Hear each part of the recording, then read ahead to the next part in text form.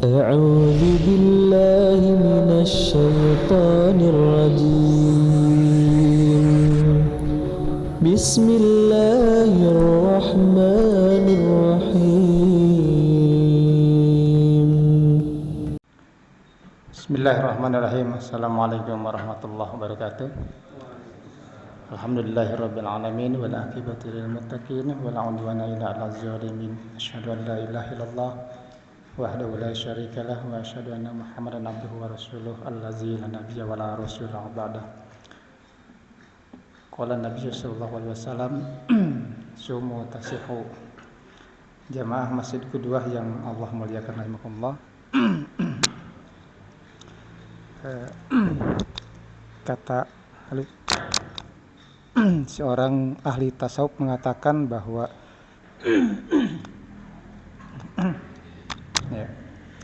bahwa dalam diri kita itu terdapat 3 unsur. Pertama adalah unsur fisik yang nampak kelihatan. Yang kedua adalah fisik itu jasad ya. Yang kedua adalah qalbun.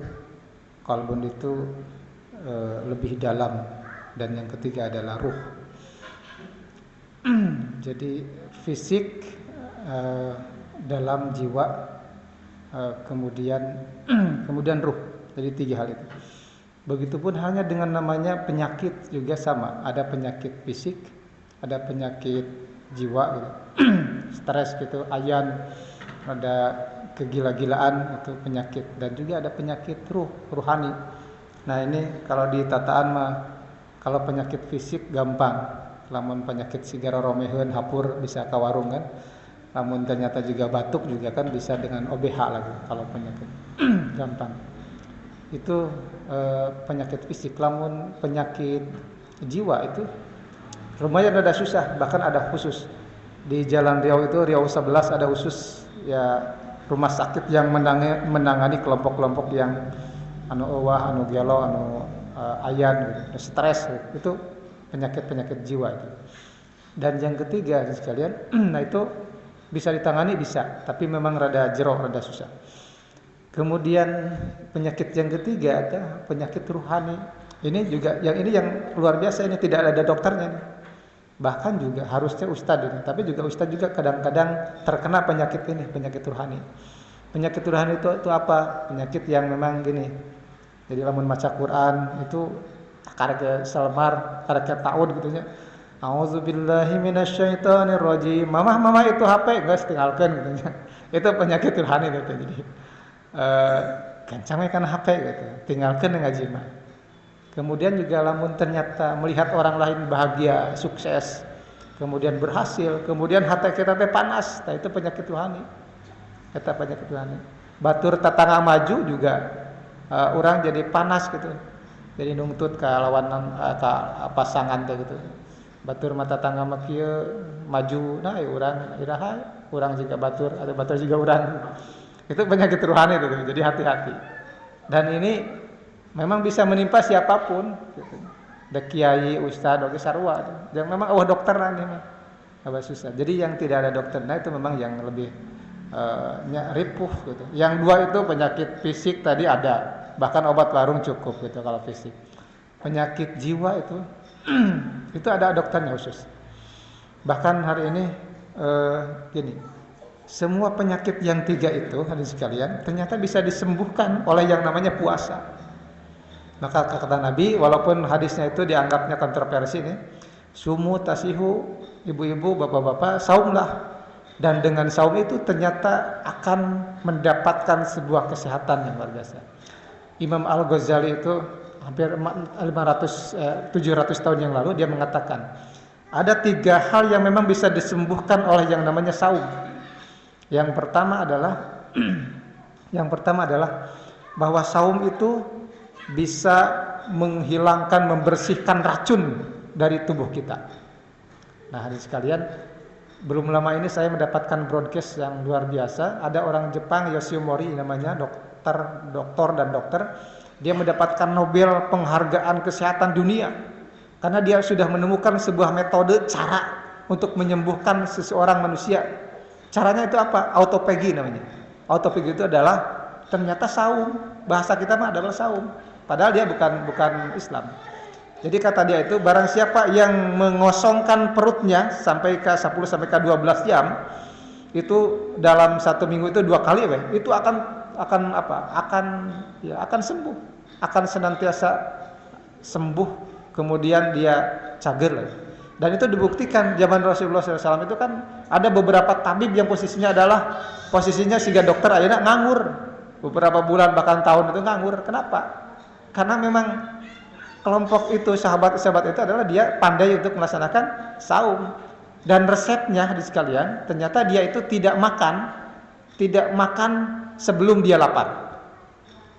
Dan dia juga berhenti sebelum kenyang. Itu resepnya. Ayo urang Bang, ayeuna cek Pak Agus kamarinya pengajian. Cek Pak Agus itu. Urang teh kudu usahakeun yang namanya saum itu, usahakeun 24 jam, teng 12 jam. 12 jam kan di subuh saum, kemudian pas maghrib buka, kemudian pas buka teh kan wak-wak-waknya mak aya nanti aya kolak habek mantap sakap geus beres, aya bala-bala habek deui, aya uras habek, kemudian aya deunang cilok, cireng, cipok, cibai, wah pokoknya segera diasupkeun. Kan itu mau jadi penyembuh loh gitu ternyata gitu. Karena memang sanggeus beres gitu kan, ada sebuah kekenyangan dalam perut kita. Nah, kata Al-Ghazali itu, puasa itu bisa membersihkan racun. Yang kedua, kata Al-Ghazali, ini dan dibuktikan kata dokter sarua. Di Rusia itu penyembuhan orang yang sakit jiwa itu juga dengan saum. Jadi, yang kedua nih, kata Al-Ghazali itu, bahwa saum itu bisa menyembuhkan secara alami. Secara alami. Jadi di dalam tubuh kita itu kalau saum itu ada memang namanya detoksin. Jadi membersihkan sel-sel yang kira-kira tidak berfungsi, sel-sel anu kira-kira penyakit itu dimakan oleh yang namanya detox saum itu. Jadi bisa rehat. Sok anu saum sok teh gerering jarang asal makannya teratur. Da jiwa kita tuh, badan kita tuh sarua jeung mesin. Lamun ternyata sepeda, motor, mobil, lamun terus digeder eueuh-eureuna itu kan cepat rusak. Jadi pola makan itu kieu, lamun ternyata kita sarapan jam 7, itu yang namanya pencernaan itu digawe itu 4 jam. Sampai ke jam 11 itu digawe terus ngagiling makanan terus dimasuk.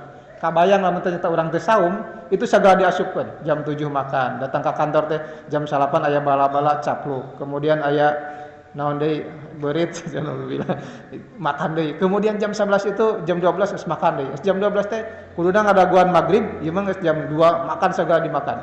Itu kan ripuheun perut kita itu ngagilingna. Jadi tidak ada areana. Yang ketiga kata Al-Ghazali itu bahwa saum itu bisa membuat kita awet muda. Saya tahun kemarin menerangkan, ada seorang bapak yang menulis buku usianya di atas 100 tahun, kemudian dengan anak itu usianya 80 tahunan, kemudian dia ketika dilihat itu wajahnya begitu cerah, masih keneh ya seger lah gitu, seger. Bahkan dia itu bukan Islam. Kemudian ditanya, kenapa Bapak, apa resep Bapak sampai ke Bapak bisa beleger, waosna bagus keneh, pendengaranna bagus, kemudian juga pas bacaan Quran itu ternyata bagus. Dia katakan, saya seperti ini karena saya melaksanakan puasa. Bahasa dia adalah puasa. Atau puasa itu kan bahasa Sanskerta, upa dan wasa. Upa itu menahan, wasa itu adalah kegiatan, aktivitas gitu. Jadi resepnya adalah dia melaksanakan saum bahasa kita mah. Kemudian ditanya lagi, Anda kan bukan Islam, Anda belajar dari mana? Dia katakan, saya belajar dari binatang. Binatangna nu saum, hayam lamun ternyata itu mau ngenog kan itu teh cicing heula beberapa hari beberapa bulan ya. Setelah itu cicing, kemudian naonnya ngaranna teh podes. Kemudian setelah itu ngenog, kemudian melahirkan anak. Kemudian juga ular juga sama saumna ular gimana? Dia masuk di sebuah tempat, kemudian setelah itu berdiam diri beberapa hari, setelah itu kan megar itu keluar kulit baru, kemudian dia tampil cemerlang lagi. Kemudian juga harimau juga sama saum. Bahasa kita mah, apa saum harimau? Dia berdiam diri. Kemudian untuk apa dia saum? Untuk memelihara kekuatan dia. Sebagai orang yang paling kuat di hutan, dia melaksanakan saum. Dan banyak lagi juga binatang yang melaksanakan saum. Jadi memang saum itu hadirin sekalian memberikan bukan apa? Allah itu memberikan resep saum itu bukan untuk mencelakakan, tapi memang untuk memberikan kesehatan terhadap kita.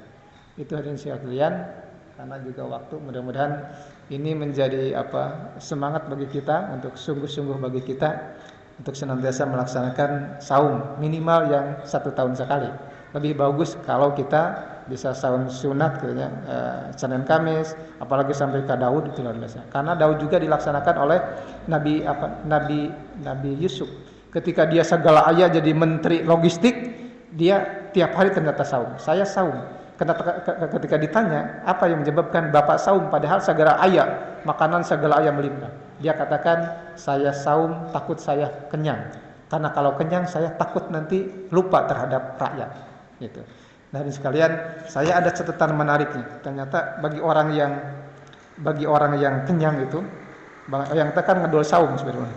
Bagi orang yang kenyang itu, kata Abu Sulaiman Ad-Darani, dia berkata, dalam posisi ketika perut kita kenyang, akan masuk 6 penyakit. Kalau kita posisi kenyang, masuk kata dia itu 6 penyakit. Yang pertama adalah hilangnya kelezatan munajat.